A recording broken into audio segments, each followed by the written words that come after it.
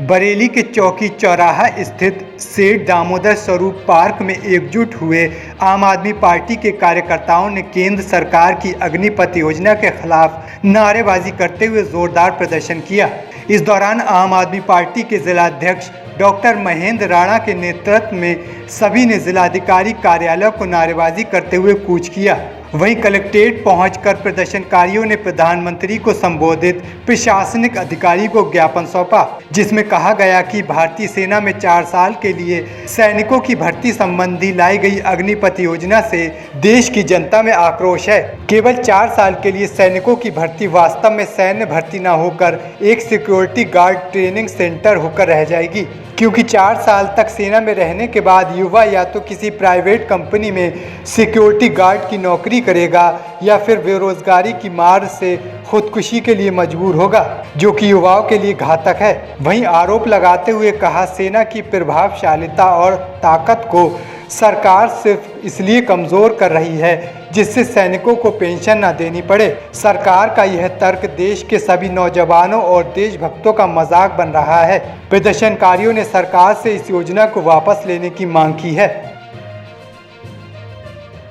हम आज यहाँ पर इसलिए इकट्ठे हुए हैं क्योंकि आज हमारी पार्टी पूरे उत्तर प्रदेश में हर जिले में ज्ञापन देने जा रही है। अग्निवीर जो अभी इन्होंने नई एक स्कीम निकाली है अग्निवीरों के तहत कि अब सेना में सिर्फ 4 साल के लिए भर्ती हुआ करेगी और 4 साल बाद उन्हें वापस कर दिया जाएगा।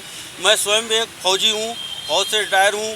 ये बहुत ही घातक होने जा रहा है देश के लिए, देश की सुरक्षा के लिए, आने वाले समय के लिए, क्योंकि देश हमारा ऐसी स्थिति में पहुंच चुका है जहां पर हमें सुरक्षा की और ज़्यादा ज़रूरत पड़ने वाली है। वहां पर जो हमारी सबसे बड़ी एजेंसी आर्मी है उसको भी खोखला किया जा रहा है। 4 साल में कोई भी यहाँ से जब लड़का रिक्रूट होता है वो कोई सैनिक नहीं बन सकता। हमें खुद स्वयं 8 साल लग जाते हैं बनने में। मैंने खुद सारी ट्रेनिंग करी है। बेसिक करने के बाद, टेक्निकल करने के बाद, छोटी छोटी कैप्सूल ट्रेनिंग लेने के बाद उनको 8 साल रेगुलाइज होने में लग जाते हैं। तब जाकर के स्वयं सरकार कहती है कि अब इनकी शपथ ग्रहण होगी, अब इनको रेगुलर सोल्जर बनाया जाएगा। यहाँ पर 4 साल जिसको रिक्रूटमेंट होने के 4 साल के अंदर घर भेज दिया जाएगा, वो कौन सी गन चला सकता है, कौन से हथियार चला सकता है, कहाँ पर एम ले सकता है, कौन सी टेक्निक अपना सकता है, ये उसको कुछ भी आने वाला नहीं है। वो सिर्फ और सिर्फ नाम का फौजी होगा, उससे किसी तरीके की कोई सुरक्षा नहीं होगी। यदि इस समय कोई बार लग जाता है और ऐसी स्थिति में तो हमारी सारी फौज की इतनी क्षति होगी जिसका हम अभी परिणाम सोच भी नहीं सकते हैं।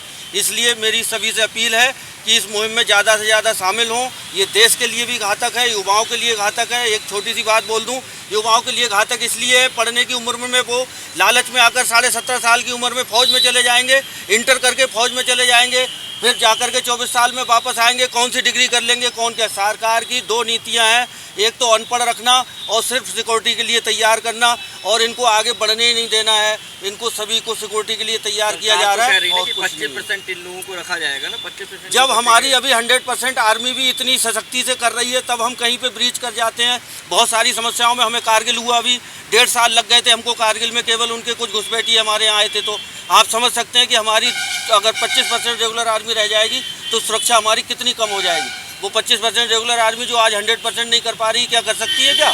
ये आपको स्वयं सोचना पड़ेगा। आप सभी के ये विवेक से सोचिए। आप ये मेरे ही लिए नहीं, ये आम आदमी पार्टी के लिए नहीं, ये पूरे देश के लिए घातक मुद्दा है। रिटायर हुए, किस पद से रिटायर हुए?